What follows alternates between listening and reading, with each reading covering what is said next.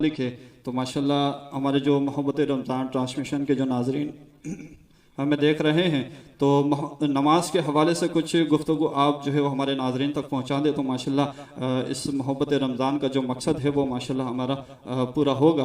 और जो नाजरीन हमें देख रहे हैं नमाज के मुतालिक अगर कोई सवाल है तो वो हमें कर सकते हैं ताकि जो अल्लामा साहब हमारे दरमियान जो है शामिल हैं तो माशाल्लाह उसका जवाब भी इनायत फरमाएंगे। जो नाजरीन इस पेज को देख रहे हैं हाफिज़ अहमद रज़ा कादरी साहब के पेज से जो ये लाइव टेलीकास्ट की जा रही है इस पेज को लाइक भी कर दें और शेयर कर दें ताकि जो वो दीगर फॉलोवर्स तक हमारी ये नशरियात पहुँच सके। माशाल्लाह अल्लामा साहब भी हमारे दरमियान तशरीफ़ फरमा है जो नमाज के मुतालिक अपनी गुफ्तगू फरमाएंगे। जो नाजरीन हमें देख रहे हैं इस पैगाम को आगे तक पहुँच दें ताकि नमाज के जो मामलात हैं इसमें कोई अगर किसी किस्म का किसी के साथ कोई मसला मसाइल हो तो अल्लामा साहब की गुफ्तगू हो सकता है उन तक पहुँच जाए और उनकी जो है वो इस्लाह हो जाए तो हमारी इस मोहब्बत रमज़ान ट्रांसमिशन का जो है मकसद पूरा होगा।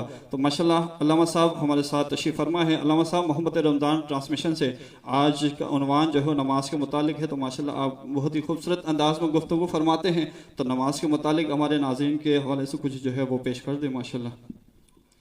औज़ुबिल्लाहि मिनश्शैतानिर्रजीम बिस्मिल्लाहिर्रहमानिर्रहीम।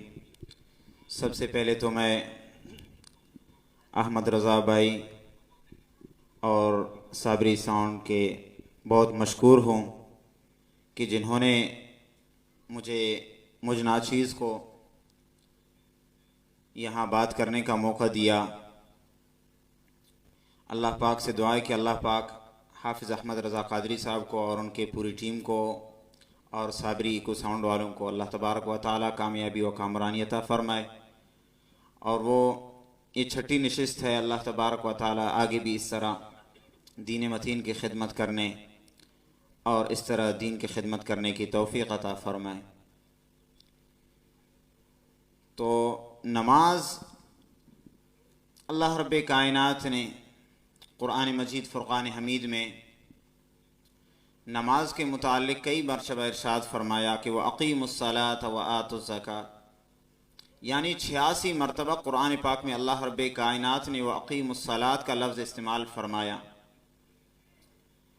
यानी अल्लाह रब्बे कायनात ने सबसे ज़्यादा जिस चीज़ का ज़िक्र फरमाया वो है नमाज। नमाज के मुतालिक रब्बे कायनात ने बार बार हुक्म इरशाद फरमाया। और नमाज मोमिन की मेराज है। नमाज मोमिन की मेराज किस वजह से इसको क्यों करार दिया और इसकी वजह क्या है? तो जब सरकार दो आलम सल्लल्लाहु अलैहि वसल्लम आमुल हुज़्न के साल आमुल हुज़्न में जब सरकार दो आलम सल्लल्लाहु अलैहि वसल्लम को अल्लाह रब्बे कायनात ने मेराज पर अपने पास बुलाया तो सरकार दो आलम सल्लल्लाहु अलैहि वसल्लम ने जब अल्लाह रब्बे कायनात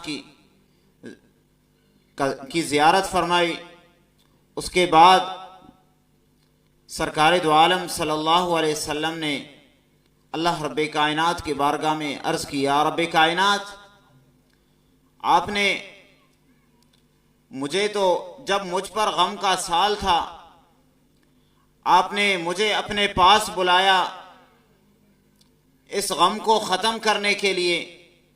तो या रब्बे कायनात अगर मेरे उम्मतियों में से कोई भी उम्मती मेरे गम मुसीबत व परेशानी में मुब्तला हो जाए तो वो क्या करे? तो अल्लाह रब्बे कायनात ने फरमाया, ए मेरे महबूब सल्लल्लाहु अलैहि वसल्लम जब आप गमगीन थे तो मैंने आपको अपने पास बुलाया आपके गम हल्का करने के लिए, गम ख़त्म करने के लिए। तो सरकार दो आलम सल्लल्लाहु अलैहि वसल्लम ने फरमाया कि नमाज मोमिन की मेराज है। इसकी वजह यही है कि अल्लाह रब्बे कायनात ने फरमाया, ऐ मेरे महबूब सल्लल्लाहु अलैहि वसल्लम आपके उम्मती जब भी किसी गम और मुब्तला में और परेशानी में मुब्तला हो जाए तो फ़ौरन मेरे बारगाह में सर्व सुजूद हो जाए, नमाज के लिए खड़े हो जाए। अल्लाह रब्बे कायनात उनके तमाम गमों को, तमाम परेशानियों को, तमाम मुसीबतों को दूर फरमाएगा। मौजूद सामीन व हाज़रीन, जिस तरह सरकार दो आलम सल्लल्लाहु अलैहि वसल्लम ने अपने सहाबा इकराम से फरमाया, ए मेरे सहाबा कि कोई ऐसा शख्स हो जिसके घर के सामने से नहर जारी हो और वो उस नहर से दिन में 5 मरतबा नहाए तो उसके जिस्म पर कोई महल रह जाएगा। तो सहाबा ने अर्ज किया, रसूलुल्लाह सल्लल्लाहु अलैहि वसल्लम, उसके जिस्म पर तो कोई मैल बाकी नहीं रहेगा। तो सरकार दो आलम सल्लल्लाहु अलैहि वसल्लम ने फरमाया, मोमिन अगर नमाज 5 वक्त नमाज, दिन में 5 वक्त की नमाज पाबंदी से अदा करे तो उसके गुनाह इस तरह मिट जाएंगे कि उसके जिस्म पर एक गुनाह भी बाकी नहीं रहेगा। तो मुअज़्ज़ज़ सामीन और हाज़रीन, अल्लाह रब्बे कायनात ने मुसलमानों पर नमाज फ़र्ज किया है और इस तरह फ़र्ज किया है कि हर सूरत में उस पर फ़र्ज है। मुसलमानों पर हर सूरत में भी फ़र्ज है, चाहे कि वो सफ़र में हो, हज़र में हो, जिस भी हालत में हो, अल्लाह रब्बे कायनात ने उन पर नमाज फ़र्ज किया है। दीन इस्लाम ने तो इतनी आसानी की है मुसलमानों के लिए, जो नमाज पढ़ते हैं उनके लिए तो इतनी आसानी है कि अगर वो खड़े होकर नमाज नहीं पढ़ सकते तो सरकार दो आलम सल्लल्लाहु अलैहि वसल्लम ने उन्हें बैठकर भी पढ़ने का हुक्म दिया। अगर वो बैठकर भी नहीं पढ़ सकते तो लेटकर पढ़े, अगर लेटकर भी नहीं पढ़ सकते तो इशारे के साथ पढ़े। यानी नमाज हर सूरत मुआफ नहीं है। चाहे अगर बंदा खड़े होकर नमाज नहीं पढ़ सकता, किसी तकलीफ, किसी उज़्र की वजह से वो खड़े होकर नमाज नहीं पढ़ सकता तो बैठकर नमाज पढ़े। अगर बैठकर भी नमाज नहीं पढ़ सकता तो लेटकर नमाज पढ़े। लेटकर भी नमाज नहीं पढ़ सकता तो इशारों के साथ नमाज पढ़े। लेकिन नमाज किसी सूरत भी माफ नहीं है, हर सूरत नमाज पढ़नी चाहिए। इसी तरह नमाज के लिए अपने घर से निकलकर जो शख्स मस्जिद की तरफ नमाज के लिए इस नियत से आता है, अल्लाह रब्बे कायनात के रज़ा के लिए वो नमाज की तरफ आता है, तो सरकार दो आलम सल्लल्लाहु अलैहि वसल्लम ने फरमाया उन्हें हर कदम पर उन्हें सवाब अता कर दिया जाता है। इसी तरह हदीस मुबारका है, हदीस पाक में है कि हज़रत सैयदना जाबिर रज़ियल्लाहु ताला अन्हु एक मरतबा मस्जिद नबवी के करीब में नकल मकानी की कोशिश कर रहे थे। तो सरकार दो आलम सल्लल्लाहु अलैहि वसल्लम को जब पता चला तो सरकार दो आलम सल्लल्लाहु अलैहि वसल्लम ने मना फरमाया और फरमाया, ऐ जाबिर, आपका घर दूर है तो आपके लिए सवाब भी ज्यादा है कि आप जब अपने घर से निकलकर हर कदम पर, जब मस्जिद की तरफ आप आते हो तो आपको हर कदम पर अजर दिया जाता है, हर कदम पर आपको सवाब दिया जाता है, आपको सवाब मिलता है।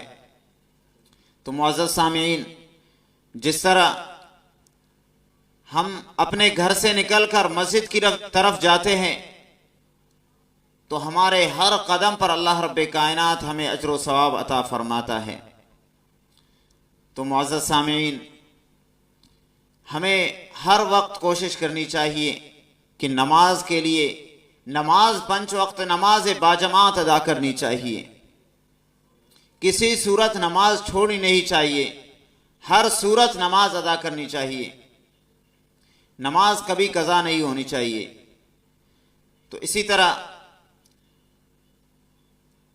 कोई बंदा अगर आकर वहां से, घर से तो निकलकर मस्जिद की तरफ आते हैं, वहां से तो हर कदम पर उनको सवाब अता कर दिया जाता है, लेकिन जब वो मस्जिद में पहुंच जाते हैं, नमाज के टाइम अभी बाकी होते हैं, जैसे वो पहुंच जाते हैं तो सरकार दो आलम सल्लल्लाहु अलैहि वसल्लम ने हदीस पाक में इरशाद फरमाया, अल्लाह रब्बे कायनात ने नमाज फर्ज की मोमिनों पर, मुसलमानों पर जब नमाज फर्ज हुई तो शैतान ने रोना धोना शुरू कर दिया।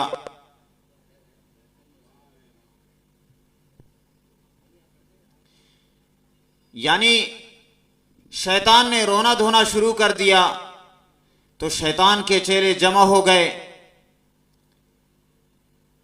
अपने बड़े शैतान से पूछने लगे कि आपको क्या हुआ है, आज आप रोना धोना शुरू कर दिया है, अपने आप को क्या हुआ है।